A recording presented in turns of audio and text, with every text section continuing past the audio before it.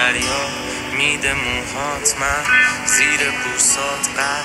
میره رو واسط، دل منو میبری یاره با یه چشمک، و من مشغول چیدن پایه های عشقم، مشغول خوندن آیه های صدای زندگی میده خندت، تو هر نو پادشاهی میشه بعدت، منم یه شاک جلو چشای تو گیش و ماتم، ولی همه خوبی بدی شباتم، یه حس آرامش میده دستات و چشمامون به هم خیره، پس ما همه جا وصله هم